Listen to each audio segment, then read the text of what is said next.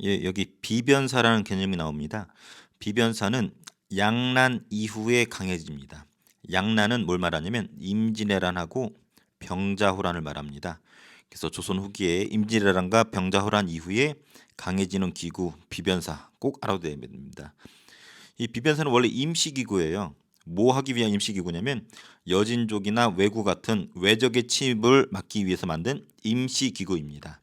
그런데 이게 왜 쓰지냐면 임진왜란이 7년 동안 전쟁이 벌어지거든요.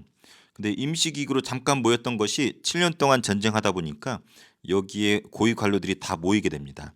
그러다 보니까 7년 동안 의정부가 아니라 원래 의정부가 조선의 제일 높은 기구였었죠. 근데 전쟁 중에 여기서 맨날 모이다 보니까 이것이 상설기구가 됩니다. 상설이란 말은 항상 모인 기구라는 거죠. 그러면서 임진왜란 이후에 핵심 기구, 최고의 권력 기구가 되는 것이 비변사입니다. 그래서 비변사가 세지면서 상대적으로 왕권은 약화된 것이 특징입니다. 그래서 조선 후기 최고 기구가 뭐냐? 비변사. 상대적으로 왕권은 약화되었다. 자, 그리고 양난 이후에 군사제도도 변합니다. 그래서 서울에는 5군형 5개의 부대가 생기고 지방은 소고군 체제로 바뀌게 됩니다. 그래서 중앙군엔 5군형인데 부대가 5개라는 거예요. 그래서 훈련도관부터 해서 요 5개를 5군형이라고 하고 요게 한 번에 만들어진 게 아니라 전쟁 도중에 중간중간에 필요에 의해서 5개가 만들어집니다. 이 중에서 우리가 딴 건 몰라도 훈련도감 정도는 알아둬야 돼요. 이것은 큰 특징이 직업군인이라는 거. 직업군인은 월급을 받고 전문적으로 전쟁에 대비하는 군대를 말하죠. 원래 조선 초기에는 농민들이 농사 짓다가 전쟁이 나면 전쟁에 참여하는 그런 시스템이었는데 훈련도감 같은 경우는 애초에 월급을 받고 전쟁에 대비하는 그런 직업군인입니다. 그리고 삼수병으로 구성이 되어 있어요. 삼, 부대가 3개로 구성되어 있는 거지. 사수, 살수, 포수. 사수란 말은 화살을 쏘는 부대고 살수는 칼 든 부대. 근데 여기서 문제는 이제 포수의 포수. 포수는 총을 쏘는 부대죠. 임진왜란 때 우리가 일본에 밀린 이유가 일본이 조총이라는 새로운 기술을 가지고 왔죠. 그래서 우리도 훈련도감에서 포수, 총을 쏘는 군대를 둘 정도로 총 쏘는 것이 일반화됩니다. 그래서 훈련도감 정도는 알아두고 중앙군, 서울에 가면은 이런 것을 볼 수가 있었다. 지방에 가면 소고군을 볼 수 있습니다. 그래서 지방의 군대는 소고군인데 양반부터 노비까지 신분의 구별 없이 조직이 되어 있습니다. 예비군 성격을 지녔다라고 얘기를 하는데 그냥 양반부터 노비까지 편성된 소고군이었구나. 중요한 것은 중앙군의 5군형입니다. 자, 비변사의 기능이 강화된 사료가 나옵니다. 원래 임시로 설치했다라고 되어 있죠. 하지만 임진왜란을 겪으면서 오늘에 와서는 큰 일이건 작은 일이건 중요한 것은 모두 여기서 취급한다. 의정부랑 육조 같은 원래의 기구들은 권력을 잃었다. 비변사가 세졌다. 그래서 조선 후기에는 비변사, 중앙의 5군형, 지방의 소고군. 이 정도 알아두세요. 자, 오늘 배운 것 중에 제일 중요한 것이 붕당 정치입니다. 우리 혹시 사화 기억납니까? 사화. 훈구파랑 살인파의 싸움을 사화라고 했어요. 일방적으로 살인파들이 많이 당했죠. 근데 훈구파랑 살인파가 싸웠지만 끝내 훈구파는 몰락합니다. 오히려 살인파들이 살아남았어. 그 이유 배웠죠. 2가지. 서원과 향약을 통해서 끊임없이 죽여도 계속 나왔죠. 그래서 서원, 학교, 향약, 마을의 약속 요걸 통해서 지방을 장악하고 끊임없이 배출되는 이 살인파들이 권력을 잡습니다. 근데 얘네들이 둘로 쪼개집니다. 동인과 서인. 그러다가 다시 북인과 남인 이렇게 쪼개지는데 이렇게 붕당을 나눠서 하는 정치를 붕당 정치라고 해요. 붕당이란 말은 지금으로 치면 뭐 정당이라 보면 될 것 같아요. 여러분이 아닌 정당은 뭐 국민의힘, 뭐 더불어민주당 성향이 약간씩 다르죠. 얘네도 마찬가지야. 동인, 서인, 북인, 남인들이 성향들이 약간씩 다릅니다. 정치적인 성향도 다르지만 얘네들이 서원들을 통해서 배출되잖아. 그래서 학문적인 경향과 정치적 경향이 다릅니다. 정치적으로 이제 지방도 좀 달라. 그래서 뜻을 달리하는 사람들끼리 모인 것이 붕당이다. 언제 처음 시작이 됐냐면 선조 때예요. 임진왜란 겪었던 선조 때 붕당이 시작이 됩니다. 그래서 동인과 서인이 쪼개진 것이 선조 때라는 거. 근데 다시 북인과 남인으로 쪼개집니다. 이 표로 보는 게 더 이해가 쉬워요. 그래서 선조 때 동인, 서인, 북인, 남인 쪼개집니다. 오른쪽에서 설명을 해줄게요. 여기 보면 선조 때 동인, 서인으로 쪼개지죠. 근데 동인이 다시 쪼개집니다. 북인, 남인으로 쪼개집니다. 근데 우리가 앞서 광해군 배웠습니다. 광해군, 임진왜란 이후의 광해군인데 중립외교한 거 기억납니까? 그래서 광해군과 북인이 손잡아서 광해군은 북인 정권이야. 그래서 얘네들은 중립외교했었죠. 중립외교. 요 N이 중립을 뜻한다고 했습니다. 하지만 중립외교 하다가 쿠데타가 터지죠. 인조 반정 기억납니까? 이 중립외교가 마음에 들지 않았던 서인들이 인조 반정 일으켜서 어떻게 했어요? 광해군 쫓아내고 북인 쫓아냈죠. 그래서 인조가 권력을 잡습니다. 이것을 인조 반정이라고 하고 여기에 도움을 줬던 사람들이 서인이에요. 그래서 인조는 서인 정권이고 남인은 같이 동참할 뿐입니다. 근데 인조 때는 중립외교 안 했죠. 인조 때 뭐 했어요? 친명, 배금 기억납니까? 친명, 배금. 명나라에 친하고 후금을 배척했잖아요. 후금 배척 때문에 벌어진 사건, 병자호란이 터졌죠. 병자호란 때 우리가 삼전도에 굴욕 당했었잖아요. 그때 왕자 둘이 끌려갔었던 거 기억납니까? 그래서 첫 번째 왕자가 누구였냐면 소현 세자가 끌려갔었고 두 번째 복림대군이 끌려갔었죠. 복림대군. 그때 문제는 요 세자 붙은 사람은 차기 왕이라 그랬었잖아. 그래서 차기 왕으로 약속된 사람이었는데 소현 세자가 청나라 끌려갔다 오더니 조선에 와가지고 청나라한테 반해가지고 아버지였던 인조한테 청나라 자랑을 하죠. 인조는 청나라 황제한테 머리를 찌우면서 피를 철철철 흘리면서 청나라를 원수로 알고 있는 사람인데 아들이란 소현 세자가 갔다 오더니 청나라를 자랑한단 말이에요. 그래서 소현 세자가 독살당하죠. 그래서 왕이 되지 못할 뻔했던 복림대군이 둘째임에도 불구하고 왕이 됩니다. 이 복림대군이 누구냐면 효종입니다. 앞서 얘기했어요. 그래서 인조의 뒤를 이어서 왕이 된 사람은 효종이고 여기 숫자 2가 쓰여져 있죠. 둘째 아들이 됩니다. 지금 여기까지 했어요. 그래서 선조 때 붕당이 만들어지고 인조 반정 이후에 서인이 주도권을 잡았죠. 지금 서인이 권력을 잡았습니다. 남인은 참여만 했었고 근데 현종 때 문제가 벌어져. 무슨 문제가 벌어지냐면 효종이 죽습니다. 근데 어떤 문제가 생기냐면 잠시만요. 효종 때도 서인이 권력을 잡았고 남인은 따라갈 뿐인데 현종 때 다시 갈게요. 현종 때 효종이 죽습니다. 근데 이때 왕의 최고 어르신이 누구냐면 인조의 와이프였던 자의 대비라는 여자가 있었어요.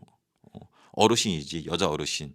자의 대비가 이제 죽지 않고 살아 있었고 현종 때 효종이 죽었을 때 인조의 와이프였던 자의 대비가 살아 있습니다. 최고 어르신인데 문제는 자의 대비가 상복 사람이 죽었으니까 상복을 입어야 되잖아. 자의 대비 이 어르신이 상복을 얼마나 입어야 되는가를 두고서 싸웁니다. 누구 싸우냐면 현종 때 서인과 남인이 싸우게 되는데 이것을 예성 논쟁이라고 부릅니다.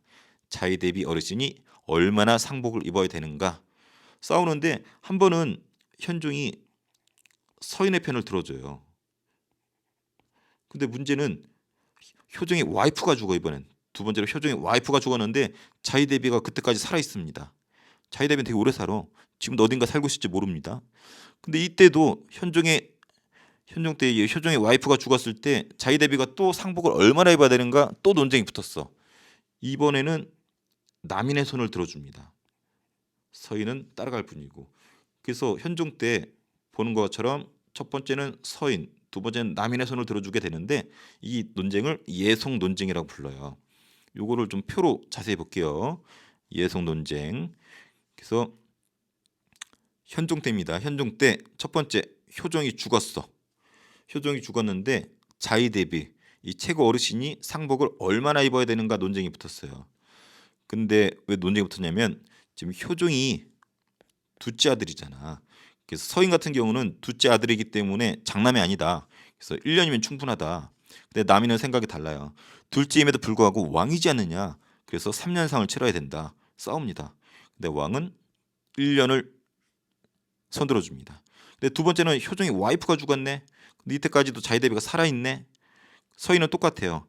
야, 효종이 둘째 아들이기 때문에 둘째 아들의 와이프가 죽었기 때문에 자의 대비는 9개월만 입으면 된다.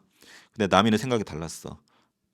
효종은 둘째 아들이지만 왕이었다. 왕의 와이프였던 효종비가 죽었기 때문에 자의대비는 1년을 입어야 된다. 또 이번에는 현종이 남인의 손을 들어줍니다. 결론적으로 1년짜리들이 받아들여지게 되는데 서인과 남인이 상복 문제로 싸우는 이 문제를 예성논쟁이라 불러요.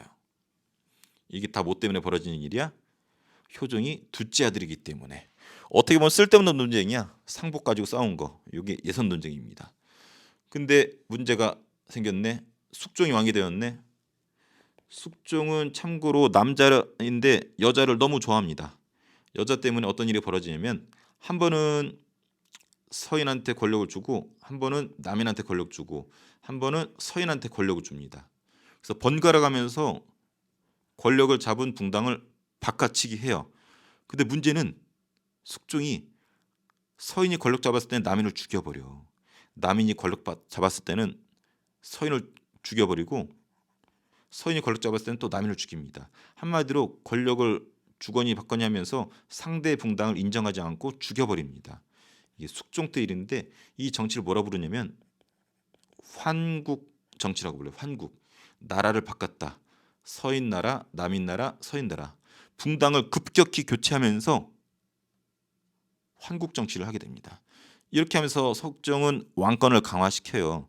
자기 왕권을 강화시키고 싶어서 남이 좀 큰 것 같으면 서인한테 권력을 몰아주고 서인 새끼들이 좀 크고 좀 깝치면은 또 남인한테 권력을 몰아주고 남이 좀 큰다 싶으면 또 서인한테 권력을 몰아주고 상대 붕당을 죽이는 이런 정치를 펼치는데 이 정치를 환국 정치라고 부릅니다. 이 현종 때 있었던 예속논쟁과 차이가 뭐냐면은 현종 때는 상대방을 죽이진 않았어. 서로 의견이 엇갈리고 경쟁을 했지만 죽이진 않았는데 숙종 때 이 환국 정치는 죽여버립니다. 그래서 한 번은 여기 서인이 권력 잡았고 죽여버리고 남인이 권력 잡았고 죽이고 서인이 다시 권력 잡고 죽입니다. 마지막에 누가 권력 잡았어요? 서인이 권력 잡았죠. 그러면서 남인을 공격할 때 야 죽여버리자. 노론, 야 봐주자. 소론 이렇게 쪼개집니다. 그래서 환국 정치는 숙종 때 서인과 남인이 번갈아 가면서 정권을 주도하게 되는데 상대 붕당을 인정하지 않아요. 죽여버립니다. 그래서 하나의 정당이 독점하게 되는데 이것을 일당 전제화라고 그래요. 하나의 당이 전제, 독점했다. 그래서 일당 전제화란 표현은 숙종 때만 해당되고 이것을 환국 정치라고 합니다. 그래서 붕당 정치는 원래 서로 견제하고 균형을 이루는 건데 변질되었다는 표현을 쓰는 거야. 변질은 우유가 변질되면 썩죠. 그래서 붕당 정치가 썩고 환국 정치가 되었다.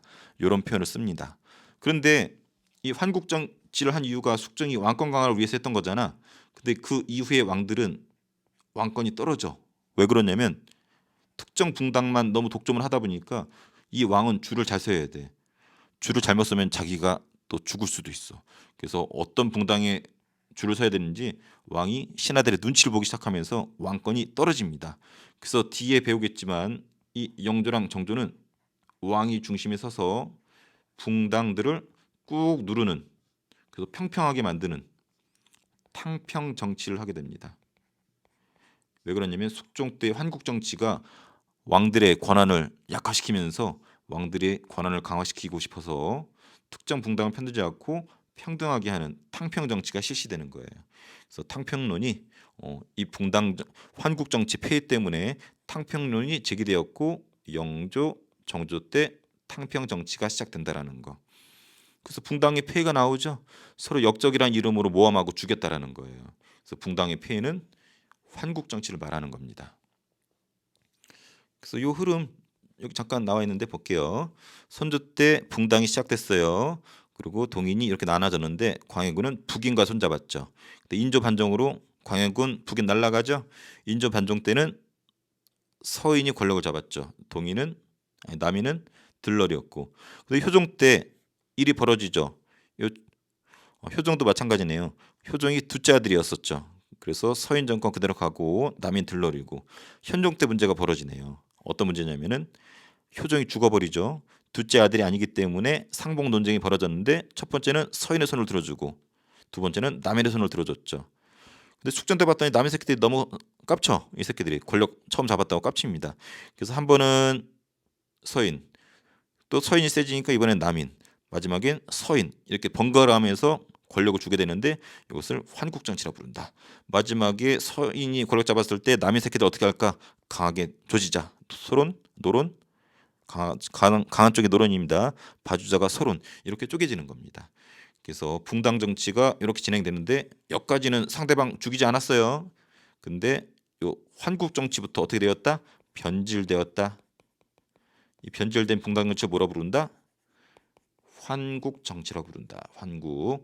그래서 예속 논제까지는 붕당 정치가 원활히 된 겁니다. 의견만 엇갈린지까지 죽이진 않았어요. 숙종 때 변질돼서 환국 정치라고 부르는 겁니다. 그래서 환국 정치를 해결하려고 어떤 정치가 들어왔다? 탕평 정치가 들어왔다.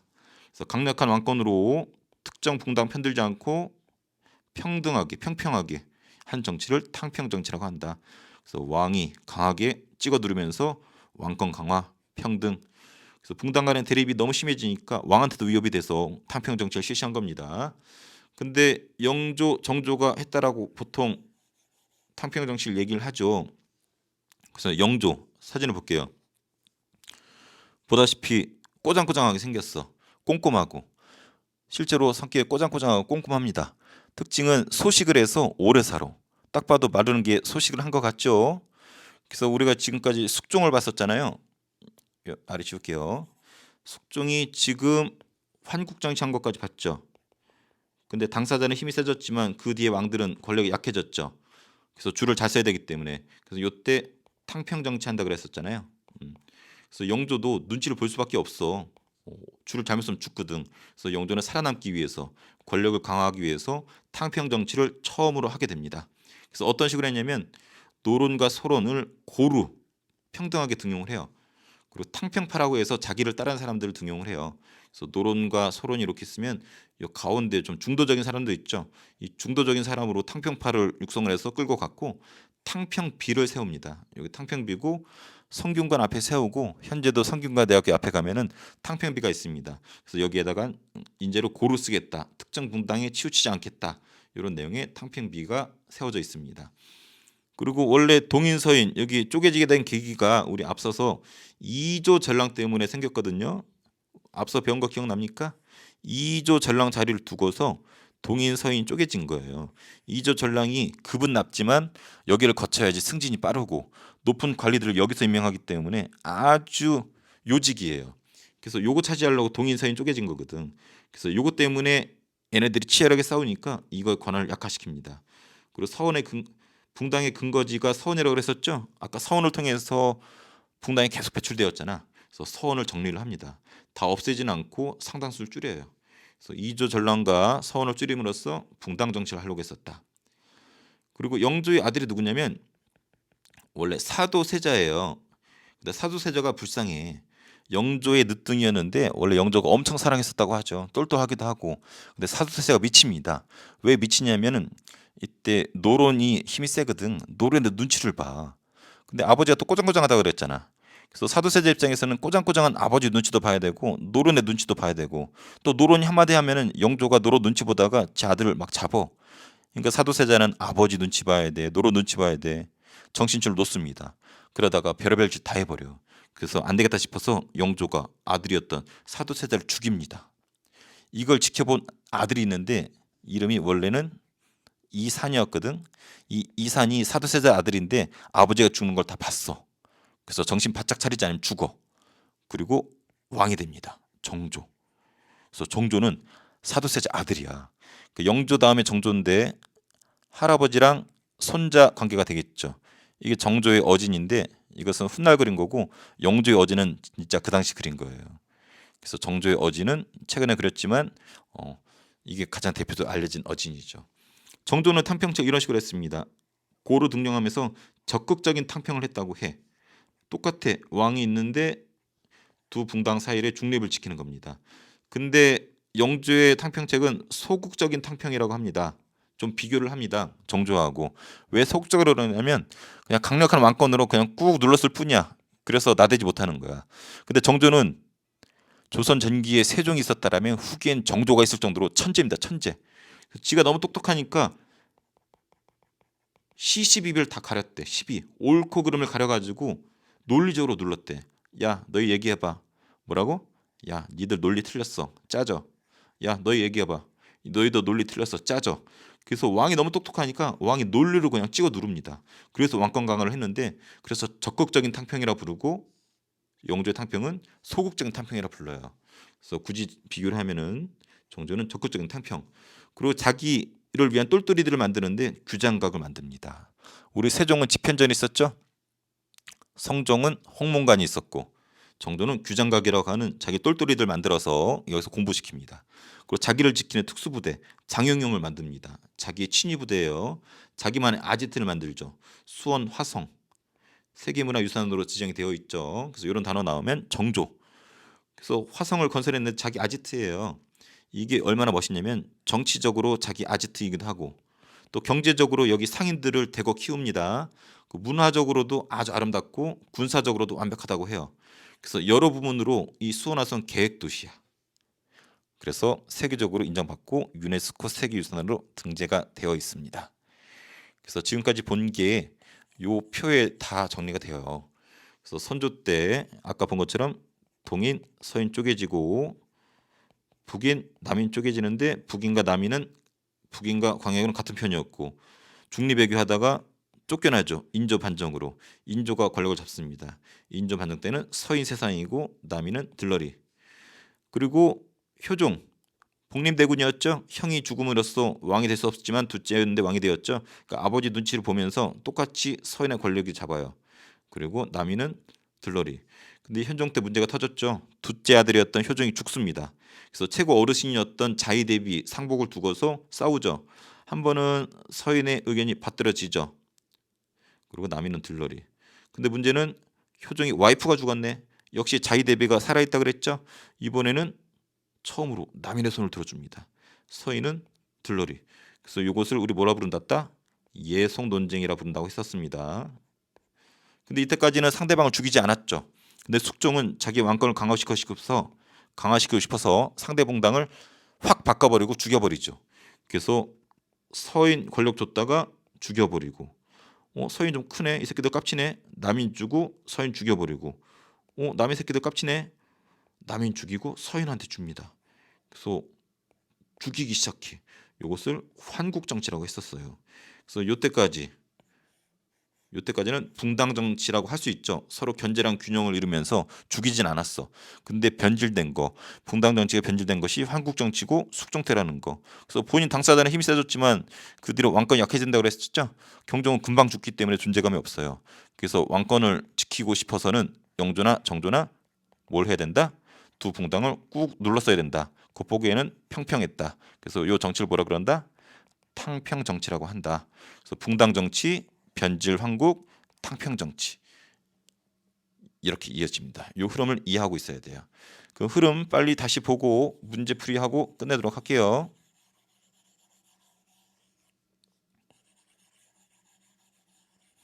자, 이쪽 흐름을 알면은 결코 어렵지 않아요. 흐름을 모르면 아주 어려운, 제일 어려운 부분이 이쪽이에요. 그래서 반복해서 보면은 어렵지 않습니다. 자, 양난 이후 병자호란, 임진왜란, 그걸 양난이라고 그러고 이때부터 조선 후기입니다. 비변사 힘이 세졌죠.